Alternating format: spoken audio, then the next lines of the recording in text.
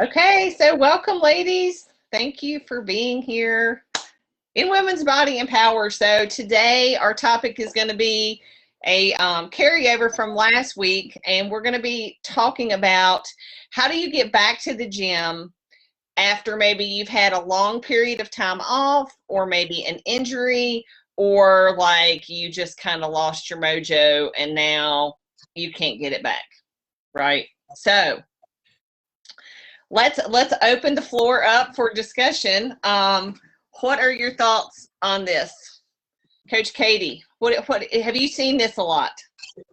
Yeah, I have. I'm actually in that category like now, which is fun. So yeah, I'm nursing my right hip. It's got bursitis. So like right across the like iliac crest. Mm-hmm. That tendon there is just not excited, not happy, and so it's rubbing on that bursa sac. So yeah, that's what happens when you change protocols or training plans. Sometimes, you know, like your body gets used to something, and so my body was used to really low reps, really high weight, so not a whole lot of like, what would you call it? Repetition, right? So not a lot of repetition, but just really heavy weight. Switched to a hypertrophy program, and so I was doing lower weight, lots of reps, and it was just like, this isn't cool. So now nursing that hip back, there's a lot of differences in programming, but I think that it's just about when you have an injury, you find a way to identify, but what can I still do, right? What can I still do? And what I learned, I took a couple of courses by a rehab program, and so you can work a lot of the muscle just before the point of where it's kind of like angry, right? So physical therapy, they'll work just to the point before it gets uncomfortable. So like quarter squats, which in powerlifting are kind of like the biggest no-no ever. Like, you don't quarter squat, you go to parallel or it doesn't count. So getting over that mentality has been really hard, but doing lots of high box squats and then kind of working the hamstrings from a different direction and the glutes from a different direction. So it's just about when you're working through an injury or getting back into it, it's what can I do, right? And then what am I willing to do? And those two questions are kind of the biggest ones I usually ask is, one, what can you do? Because there's always something you can do. And then from all of that list of whatever you can do, what are you willing to do? Because not just because something you can do something doesn't mean you're going to do it. So you need to identify, but what am I gonna do? Like, what am I willing to do? And so those are the top two questions that I ask when we're kind of working through that. So that's from my take. It's not a fun place to be. Of course, everybody ideally would like to just be motivated all the time and find that consistency and not be injured or not have to work through some of those little tweaks. But it's definitely worth it. So those are my questions. Nice. So Lori raised her hand, and that she are you at that point right now, Lori? Yeah, I'm in it's just been hard to consistently get to the gym right now.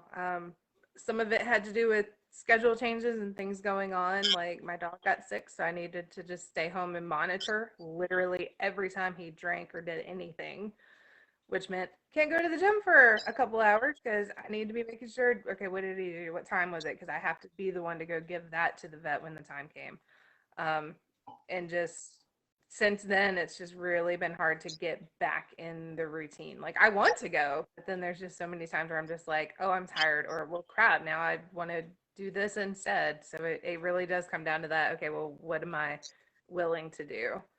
And that mentality of, oh, well, there's time. I don't have to go today. There's time.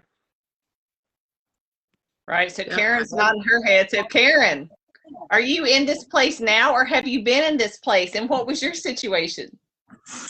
I have been in that place. I'm getting myself out of it now, but I 100% can relate to what Lori was talking about, where you get in that, you have a reason for not being able to do it, like a legitimate reason, and then you get into that mode of, well, I can do it tomorrow. And I think for me, because I'm home a lot, it's really easy for me to have that mentality. I have all the time in the world. I can do it later today, and then later today comes and goes, and then tomorrow.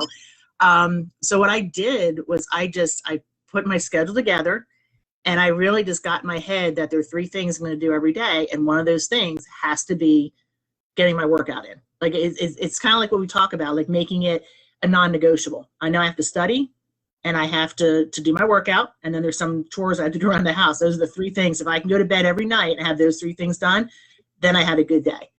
But it's tough. It is really tough to get that, especially when you have a ton of time. Yeah.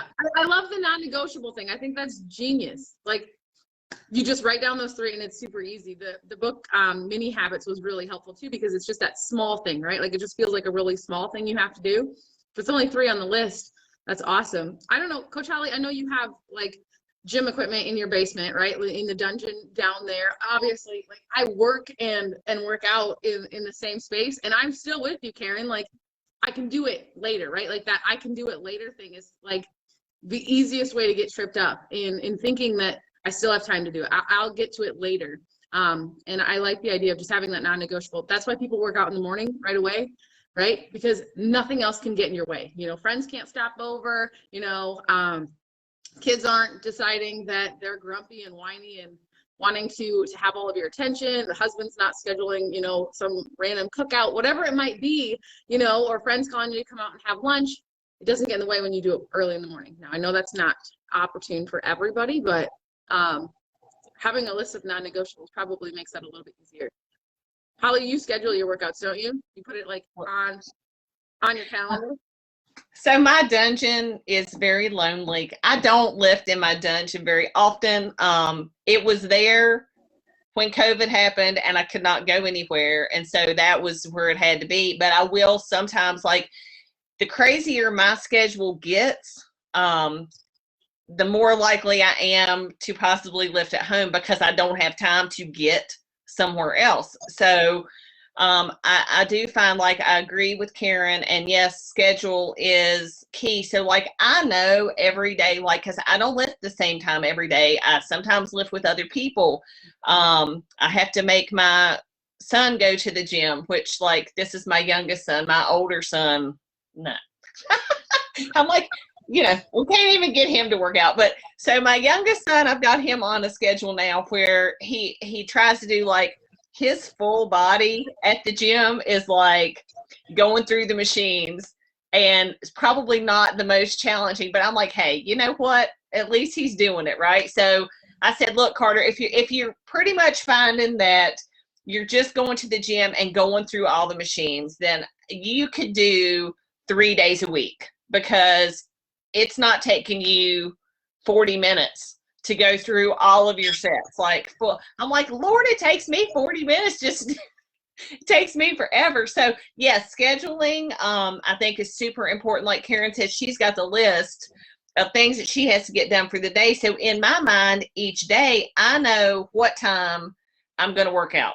Like Wednesday typically is, because Carter had virtual school last year. So Wednesdays were their virtual day. So on virtual day, we went to the gym at lunchtime because it's less crowded.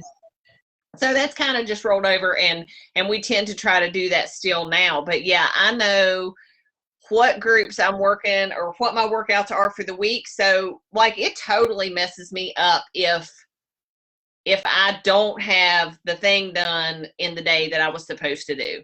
So it's kind of establishing that habit, you know, is super important. And Karen was talking about the non-negotiable.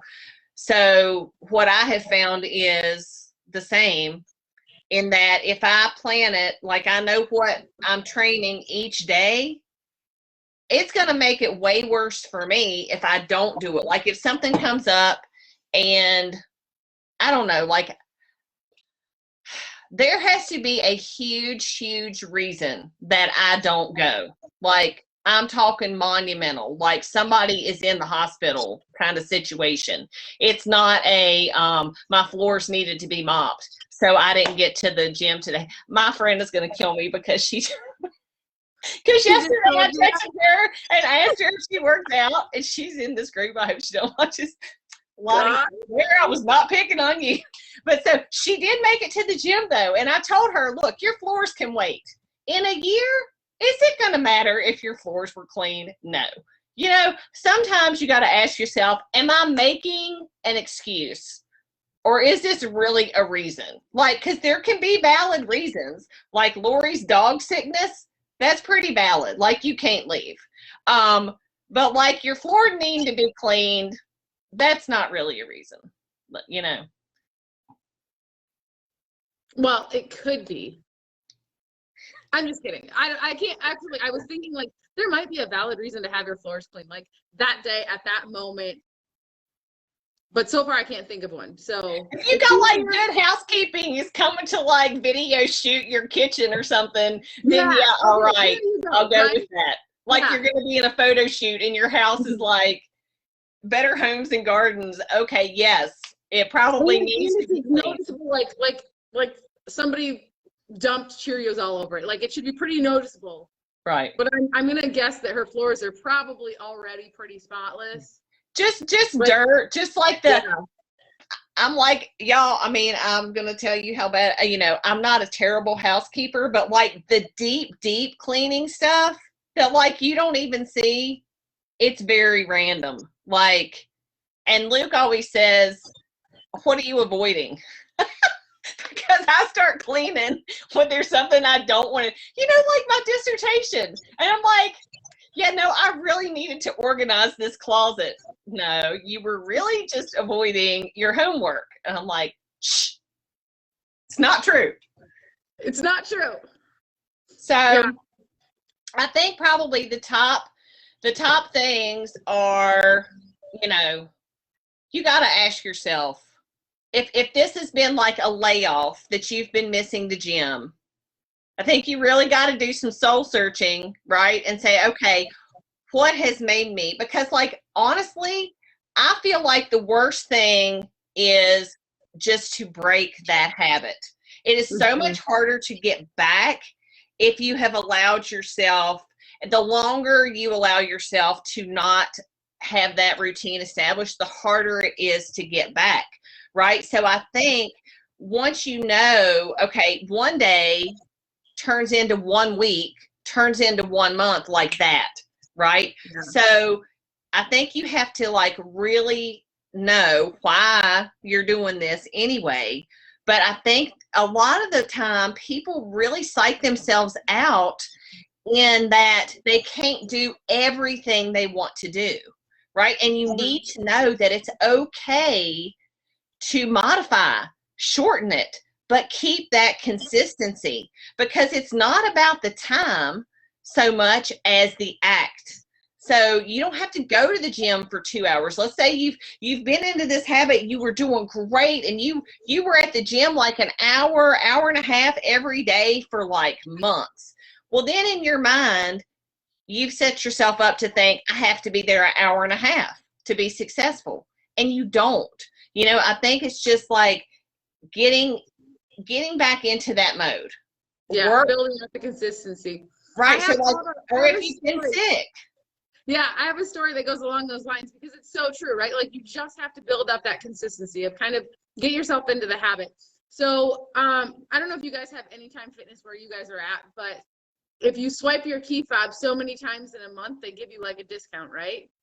So what was happening was I had this client, she's like, I want to go to the gym. She's like, but I don't want to work out there. I'm scared, right? So she started working out at home, but she'd still drive to the gym just to swipe her key fob so it would count as that workout. She would literally get out of her car, go to the door, swipe the key fob. She might go in and go to the bathroom if somebody was sitting at the desk, and then she would come back out. And what started happening is then it got to be the point where it was almost more of a nuisance to drive to the gym, to drive away from the gym to go home and work out. So then she was starting to go in anyway, just because, well, she's already there. So if it just gets you in the door, even if it's just like, I just need to build out the habit of going to the gym. I don't have enough time to do anything today, but I'm going to get to the parking lot. I'm going to go in and, you know, grab a drink from the drinking fountain and go. Or all I have to do is go in and, you know, I'm just going to do 1 minute on, you know, the elliptical or something like that. Just jump on something easy and go. Or I'm going to go in. All I really need to do is a set of rows or something like that. Pick your favorite machine, go in, use it, and leave. Nobody says that you have to be at the gym for a set number of minutes or hours or anything. And nobody at the gym cares, right? Their opinion of how long you're there doesn't matter.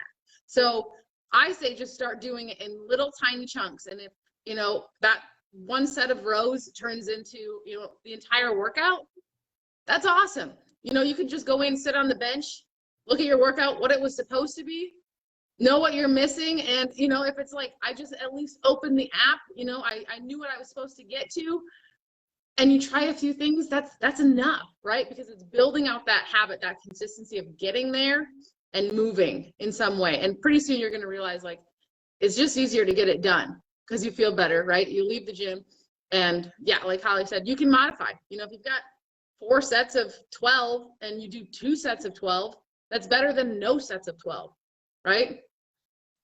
Right.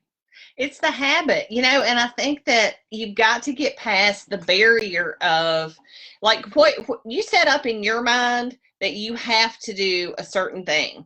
And a lot of times that's stopping you from getting back to where you want to be more than anything. So, you know, it's like I tell people, I'm never really motivated. Like, I'm not motivated to work out. Yesterday we drove to the gym and I told Luke, like, you know, I don't want to go in. I'm like, I'm too tired. I don't feel like it. I didn't sleep good the day before.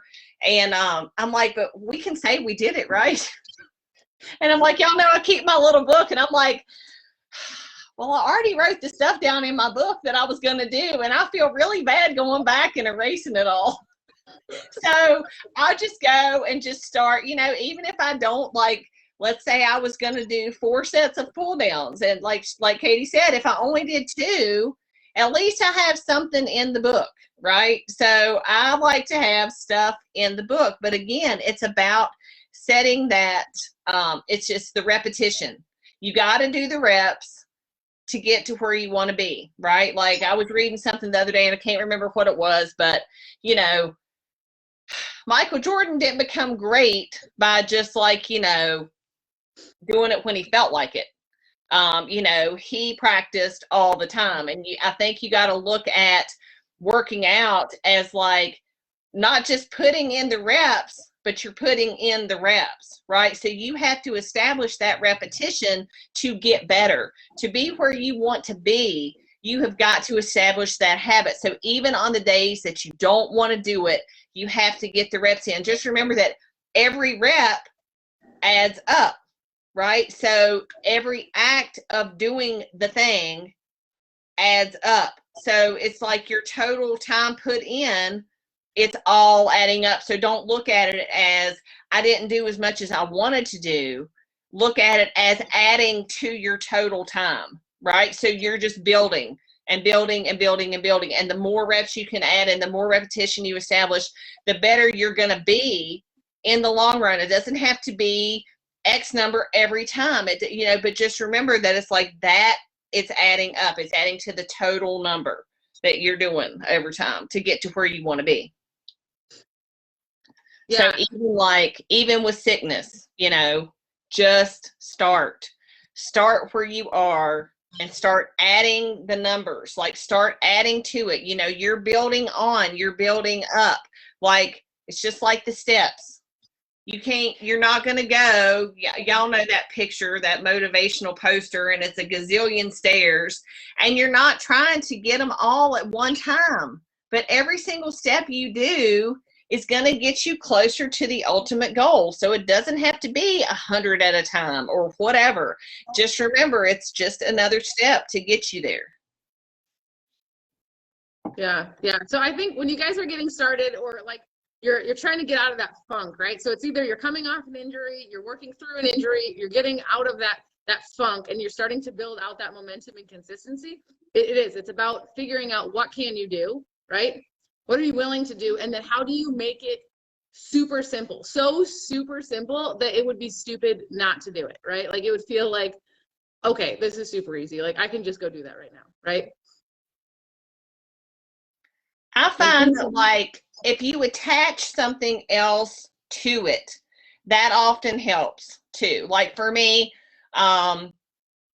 like, I mean, I probably walk, I would say, a good 5 days or 6 a week. really just more for the mental clarity aspect. But even if I end up having to ride my bike or something because it's yucky outside, I use that time to usually listen to a podcast, or if I'm doing a course on something, to listen to a module. And so like that knocks out two things, right? So like I find that like if I am, I know I've got to get this, you know, this one thing done, like this module I have to listen to, or this video I have to listen to for school or something like that.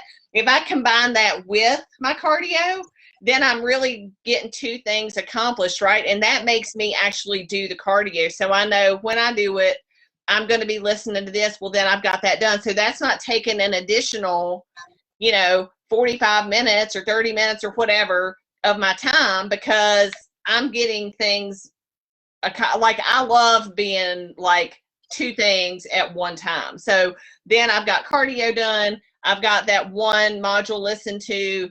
And so that's like double the things for the day in half the time, you know? So like a lot of times people like, they have to watch this certain show and they do it every day. Like they have to watch this thing on Netflix or something, or Hulu or whatnot. So like, make yourself like that is your cardio time. You can't watch that show unless like that's when you're, you know, I don't know, like attach something else to it that you really like and want to do.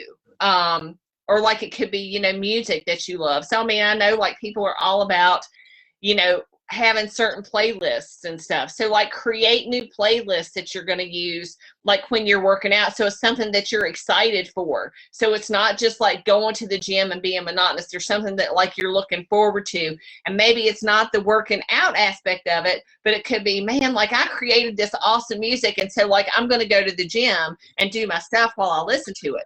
So something like that kind of helps a little bit too, I think. Yeah, I agree. So then my next question, because I know we're wrapping this up, is like, you know, Erin and Lori, what are you doing today, right? Like, do you know what you're doing today? Do you know where you're going? Do you know what time, right? And what's like, there's obviously like, you finished it all, like the top of it, right? Like you completed the entire goal, but what's that minimum viable option? Like the minimum thing that it's like, I just want to do, I can do just this, right? What's that you'll still consider a success? And once you start to get that in your head, do the minimum, and you'll find that that minimum, you know, pushes you into the maximum, which is really kind of exciting. So, all right. Y'all have comments, questions? Yeah. You can put comments in the chat too if anybody's watching or listening. But so any thoughts you want to add, or something that like you maybe, you know, want feedback on? Like, what about in this scenario? What should I do? Or anything like that? I do books for my cardio.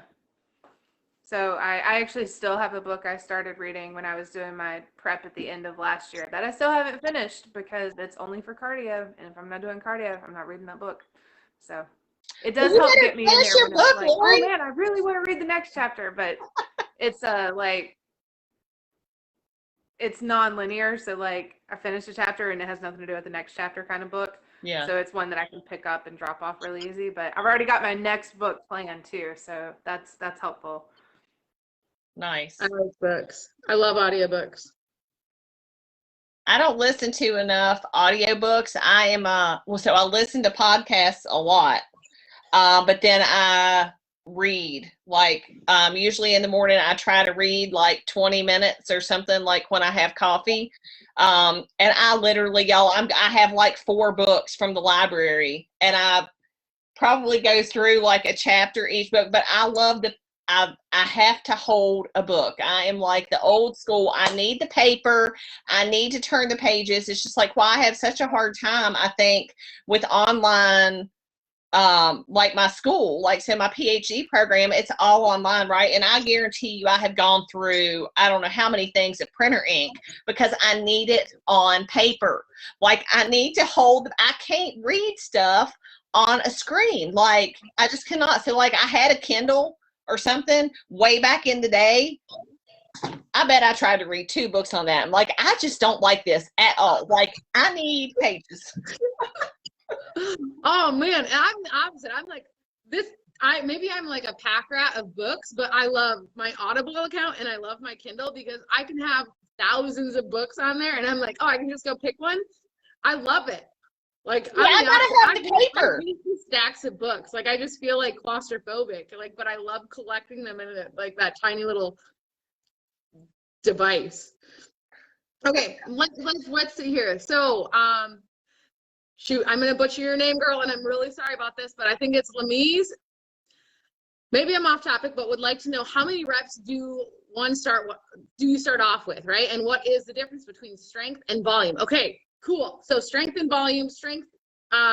Volume training would be lots of repetitions. So we're trying to get a lot of repetitions over and over again. So we're going to use lower resistance, a lower load. So it might be, 5-pound dumbbells for 5 sets of 10 to 15.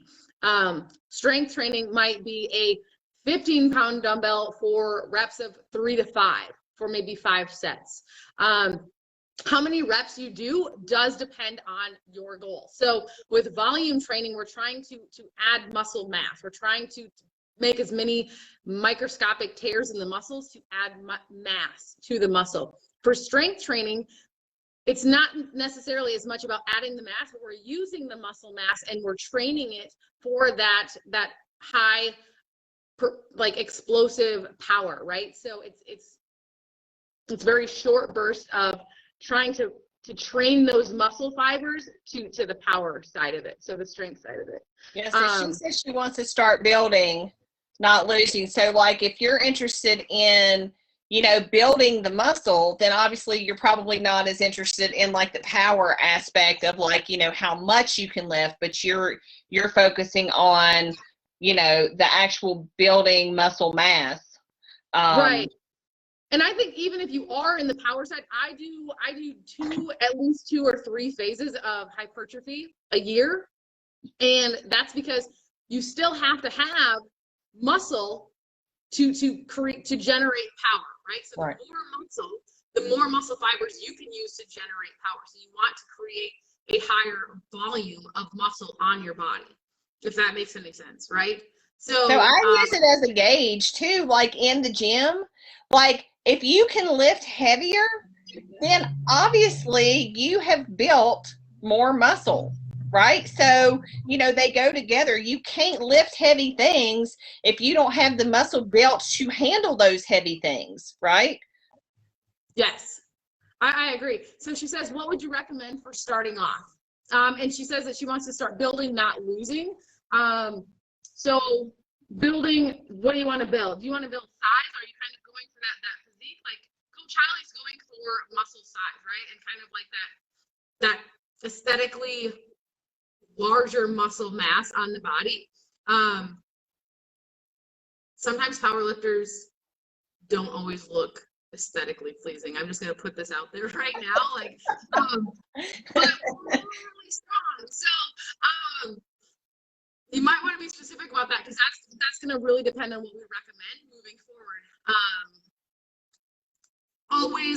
Always start. If you haven't been lifting, if you haven't lifted in the last 6 months for sure, you need to lay the foundation first. And you need to be very, very focused on injury prevention and form and consistency and effectively moving in the right movement patterns, right?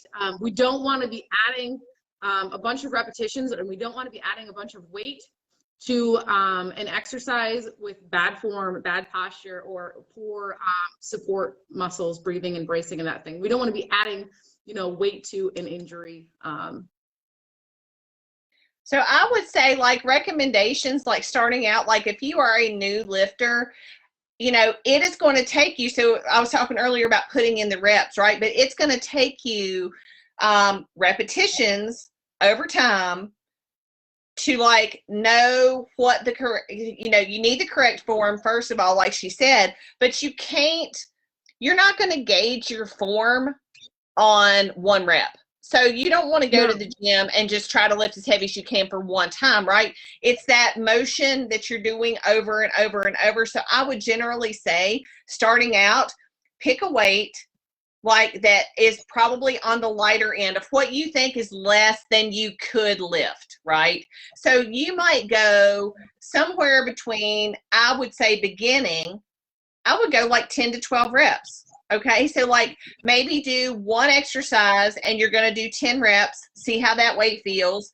Maybe do it again. So if you've never lifted before, when you start out, I would probably say only just do one set of whatever exercises you're doing at the gym, right? So like if I'm doing a dumbbell chest press or something, I'm going to go and I'm going to do my 10. I'm going to feel I want to know, you've got to establish that mind muscle connection.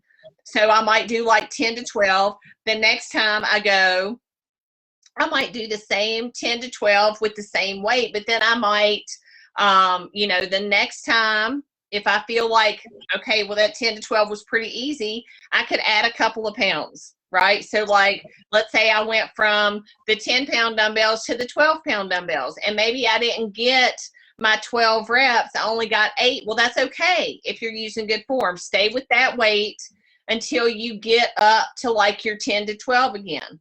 Then you could increase again. But so you want to have progressive resistance over time. So you are increasing, like you don't want to use the same. If you're trying to change the shape of your muscles, you need to increase the weight you use over an extended period of time, not just like right away, but like you get the form down, you go through the motions and you start adding. But it's consistency. You can't go do that and then not go to the gym for a month and then try to add on. It's like you've got to do multiple sessions.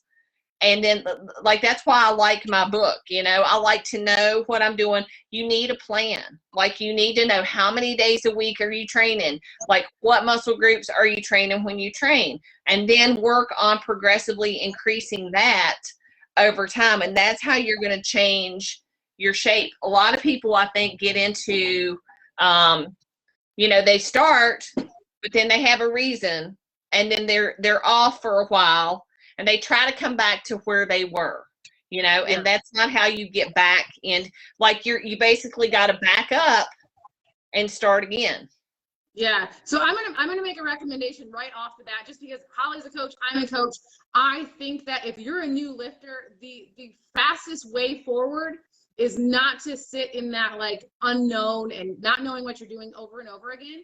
You could spin your wheels for years trying to figure out, am I doing this right? Am I using the right amount of weight? How do I use this, machine or band or dumbbell or kettlebell or barbell? How does it all fit together? There's thousands of things that happen in the gym, and little tiny adjustments can make huge changes and save you 6 months or more of recovery from an injury you could have prevented really, really easily. So if you don't have somebody at the gym, wherever you're going, reach out to myself or Holly. I don't know, Holly, just open a program, and you can work with both of us, as well as ask questions or message us here privately.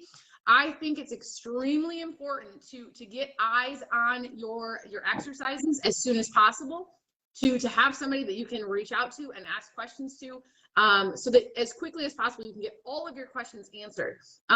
As much as these free groups are awesome for asking questions, you don't get to ask all 50 questions that come up in one training session when you're starting out. And so if that means just hiring a coach for a month and having her just answer all of those questions, you're going to save yourself a lot of time. You are probably going to save yourself, recovering from too much too soon, because our natural tendencies for women is to just choose a program and then go whole hog. And then what happens is we haven't laid that foundation of training. And so our body just completely is like overwhelmed, right? And then it takes us a week or two before our muscles are even at that point where we can go back to start training again. And so when you have somebody in your corner, or that's been there before and is going to help you kind of like hold the reins for you, right? So you're not going completely crazy right off the bat, and it's going to keep you just building really, really consistently. Like Holly said, taking that next step up the stairway over and over and over again.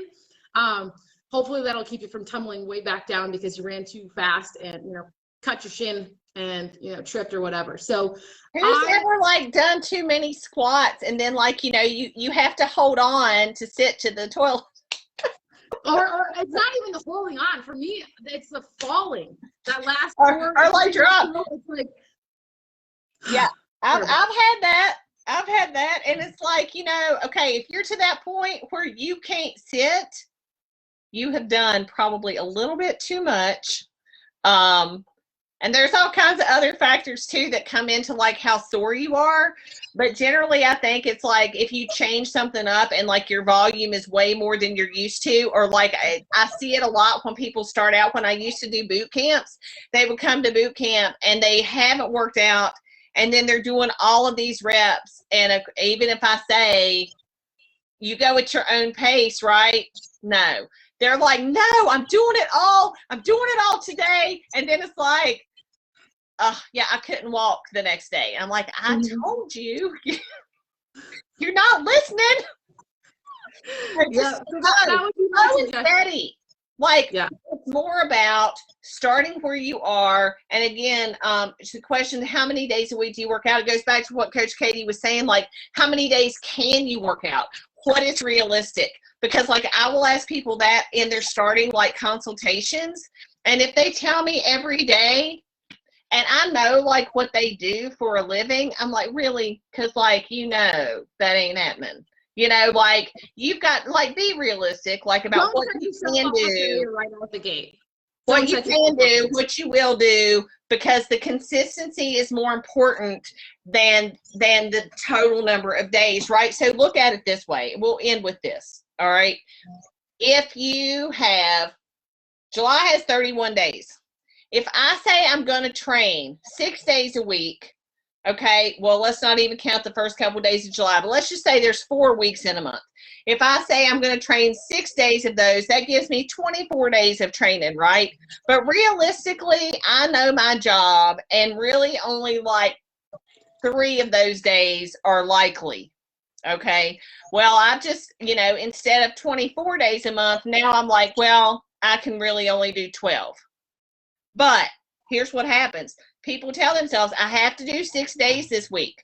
Then they miss day 1, and then they miss day 2, and then they're mad at themselves for missing day 1 and 2, and then that turns into 3 and 4, and then they're like, I'll get back to it next week. So now they've cut their 6 days to 3 days, and now because they're mad at themselves because they didn't get the 6, it's 0. Okay? 12 days of working out in 4 weeks will kill 0 days. Like, and it's what you do over time, right? So it doesn't have to be 24. But if I look at month to month to month to month, let's just even say I only got 10 workouts in a month. That's still 120 workouts in or something at the end of the year. Let's just round. You know, so that's going to always be better than like 1 this week, 2 next week, you know, then 1, then 4. It's more important to be consistent. That's how you're going to get to where you want to be. Just like those steps, I think. Yeah. Yeah. I just go back to this, like find somebody that's going to be able to work with you so that you can get past those questions as quickly as possible. Because otherwise you're going to stand in that spinning your wheels, and you know the confusion, the overwhelm of trying to figure it all out, that, what is it called, analysis by paralysis by analysis, is a real thing, right? And so as you kind of just like keep trying to figure it out, what happens is we just stay in the like trying to figure it out and not the actual doing. So hopefully if you have somebody that's going to be working with you, going to have their eyes on your form, going to be able to make those adjustments and suggestions for you based on a lot of information that they can gather really quickly about you. It's gonna make that first, I would say, 3 to 6 months of laying the foundation the most effective for long-term change. Do you agree, Holly? I definitely agree. So, okay, well, I have the volleyball girls. I think that they're just about here. So I have to go set up. But thanks for being here. Yeah, it was good to talk to ladies. you. Any other questions? You know, drop them in the comments, drop them in the group. Anybody that watches later, feel free as well to comment questions, whatever you need, and we will see you again next week. Next week is Q&A for the coaches, so bring your questions. Okay. Yes. Bye. Bye, ladies. Thanks. Bye.